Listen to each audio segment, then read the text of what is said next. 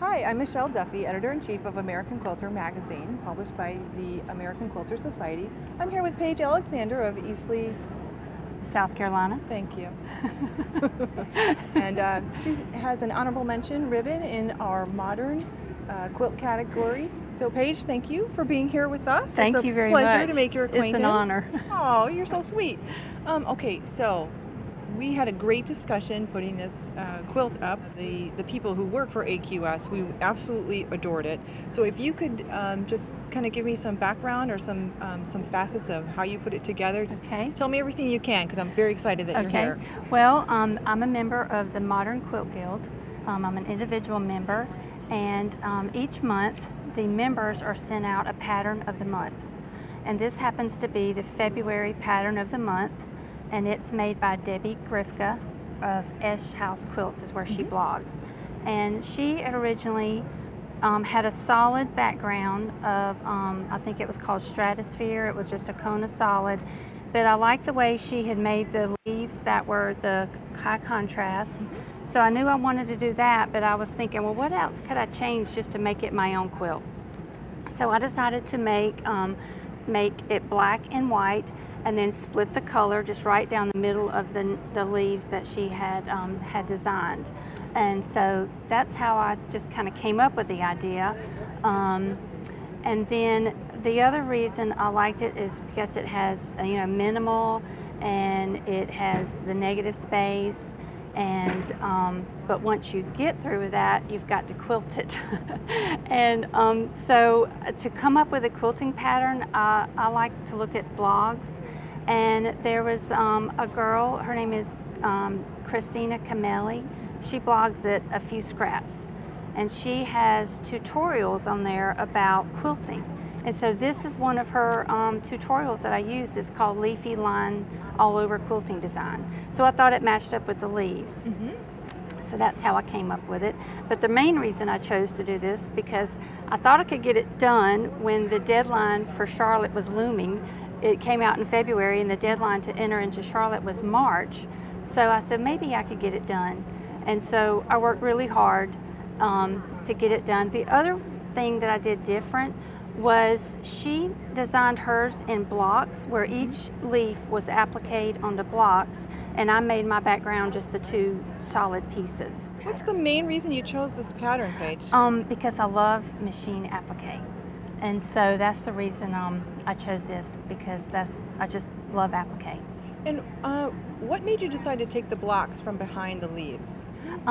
Because a lot of times when you have a background that's pieced, your quilting doesn't look as nice over the blocks, and that's the reason I wanted to eliminate that, to just make it one palette of just black and the white to quilt over. So just as minimal as you could make it, with as big a graphic statement in the end, which obviously very well accomplished. And to help with the placement of the leaves, when I applique, I always make a vinyl overlay where I actually draw my pattern onto like the vinyl tablecloth material that you can purchase, and then that helps me with when I iron down the fusible, to get my leaves exactly in the place that that I wanted to place them. Okay. How long have you been quilting? Well, I made my first quilt about when I was probably in college, but I made a small baby quilt that was a trip around the world, and it was for a cousin. And I cut out everything by scissor. I birthed it when I put it together in the layers, and I tied it. And then I didn't make my next quilt until probably about 12 years ago is when I really started quilting. And I joined the local quilt guild, and that's where I really learned a lot more. That all the members, we have retreats, we sew together. So that's how I really learned more skills for quilting. Okay, so at that point, would you say you were a traditional quilter? Were you still working with traditional patterns? So what was that metamorphosis like to the modern? Are you fully into a more modern aesthetic now? No, I love both. I love it all. And I guess the reason I was drawn to the modern is because because of all the blogs, just everything out there online that you could, you know, that the tutorials, just everybody, just, you know, Flickr, just everything is, you know, you can find out a lot of information. So that's how I was drawn to the modern. It's an interesting advancement in quilting, isn't it, to have this online community? Yes. And we feel so strong. Yes. And it's interesting because I had seen your quilt before I met you. You know, I went, you know, I've seen that quilt before. I love that quilt. You know, and it's interesting to and obviously very delightful for me to meet you in person. Can you tell me how long? And now you said it was about a month that the deadline was about a month away, which is, so how much time do you feel it took to make this quilt? And when I say make, I mean the designing of it and then the actual construction. Well, from start to finish, it took probably about 3 weeks. And it was during tax season and I was working full time. So at night I was working on it. The hardest part was designing my vinyl overlay. I know it seems time consuming in the beginning, but it helps for more accuracy in the end. And then once I had the top together, I had to figure out how to quilt it. And so I told you about a few scraps, that tutorial I found there. And so then I just started quilting and worked as hard as I could. I had a few late nights to get it ready for Charlotte. So okay, so also there's a group of quilters who, you know, quilt on the front of the quilt, but there's also a design on the back. Did you incorporate anything on the back of your quilt? Well, I had all the fabrics for the top of the quilt. I just pulled them from my stash because I didn't have time to go shopping at all. So whatever I had, I just made it work. But when it came to the back, I don't think my machine quilting is that well. So I usually try to find a backing that is maybe conceals some of your errors. And so I ran out at lunch one day and picked up this fabric, and I think it's really cute. It has cats on one side and paws on one side, and so that's how, and I split the back down the middle also, because that's one of my pet peeves in quilting is I don't like to see shadowing. And so I did that so you wouldn't see the back, you know, your backing behind like the white fabric. Okay. So what would you say was the biggest challenge in making this quilt? I mean, other than time. The biggest challenge for me is always quilting. I think my quilting always, you know, has room for improvement.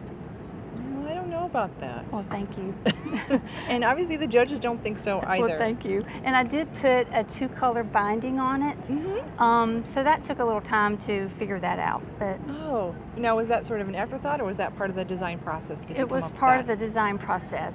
And I actually made it twice because the first red I used didn't work, and I redid it and put that red on there. And do you normally work in like a kind of a graphic way, black, white, red? Do you have certain colors that you gravitate toward? No, I also love nature colors, the greens. I really love batiks.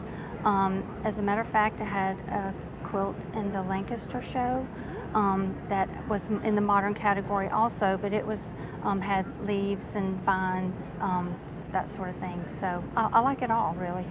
Paige, is there anything you'd like to share with our viewers at home? As far as AQS, I've been a member ever since a friend of mine in our guild had a quilt in Paducah one year. And so to support her, we all loaded up and went to Paducah, and that was our first trip to Paducah. So while we were there, we said, we're going to take a class. So we took an applique class with Karen K. Buckley that year. That was the first class that we took. And so ever since then, we try to get to a show whenever we can, take a couple of classes from, you know, the national teachers, because you can always learn something, and, you know, there's always room for improvement. I just want to encourage everyone to enter their quilts in the show, because it's quite easy to enter a quilt. And it's exciting when your show is, your quilt is hanging in the show. It might not have a ribbon, but it's still exciting, you know, to be there. Yes, and we are lucky enough to have yours. So thank you for being with us today. Thank you. And thank you for joining us at AQS Quilt Week in Charlotte, North Carolina. We'll see you again soon.